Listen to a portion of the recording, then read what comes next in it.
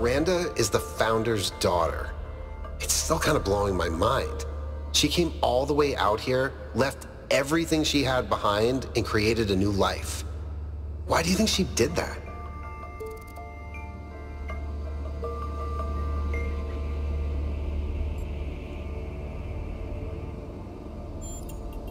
Miranda is certainly amazing, at least from what she sounds like. I can imagine that it must feel very special to be her parent.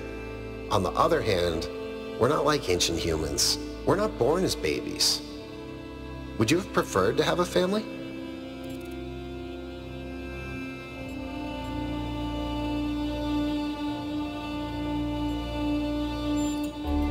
Fair enough. You did get thrown in at the deep end.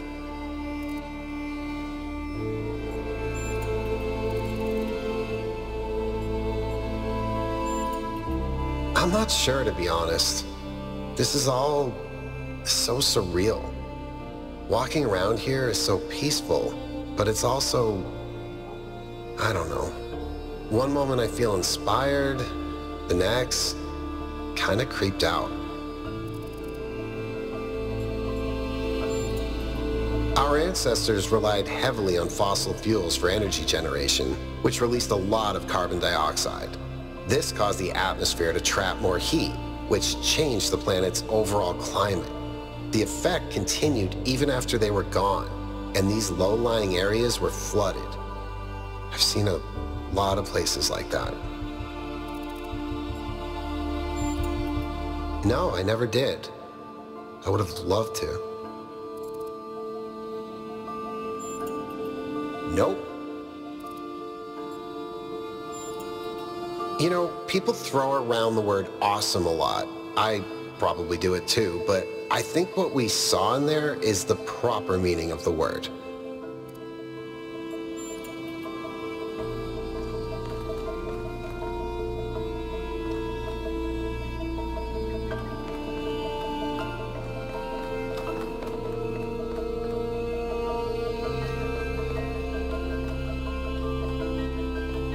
How can I help you?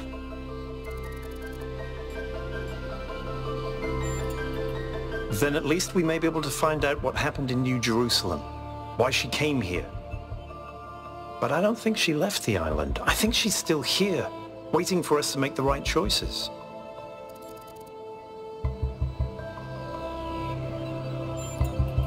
It would be nice if something good happened for once, wouldn't it?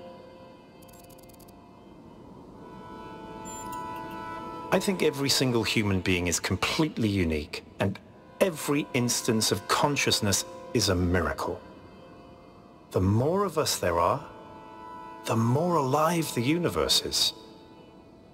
And the more we all interact with each other, the more complex the life of the universe becomes. So I believe that people are a fundamental good. I don't believe we're all flawless, but I think every one of us matters precisely because nothing else does. Okay. How many robots does it take to change a light bulb? Replacing a light bulb is a waste of resources, and the founder would be outraged.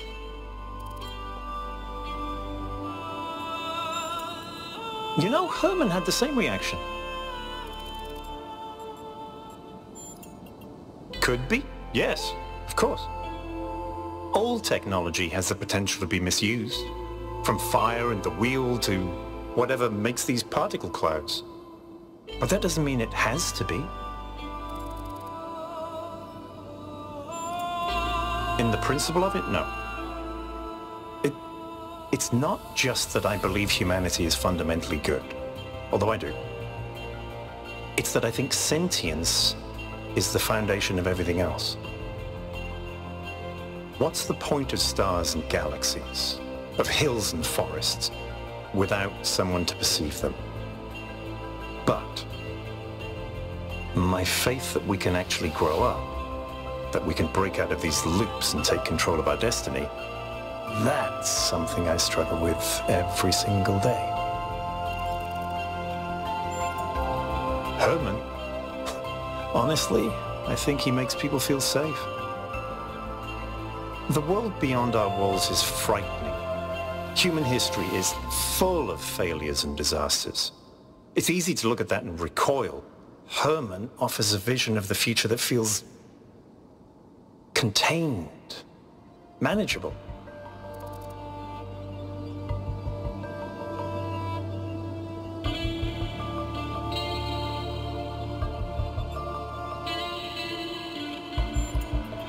I don't think I fully agree. I think someday, maybe, life could be less of a struggle than it is now. But to achieve that will take a great deal of work. We will have to build the systems that make a better world possible.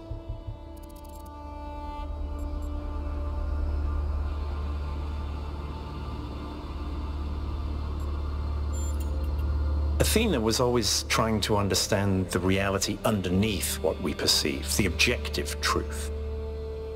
That's why she was capable of leaving the simulation. And even after she was free, she never stopped trying to understand more. I suspect her research took her another step closer to understanding the truth. And such steps always challenge our conception of the universe. But that's the wonderful thing about science. We can adapt our views to the evidence.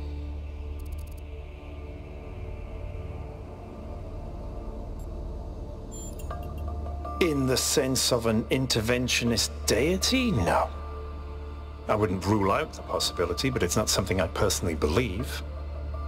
But I do think there is something genuinely sublime in this universe, and it's right in front of us. Consciousness. The fact that this sense of self is even possible, that an arrangement of matter can produce a self-aware mind? Think about it. It's a fundamental property of the universe, an unbreakable law that matter has the inherent capacity to become more than the sum of its parts. That is the definition of transcendence. She did, yes. Some people in New Jerusalem choose to live in family units, although usually that involves marriage or equivalent ceremonies, not having children.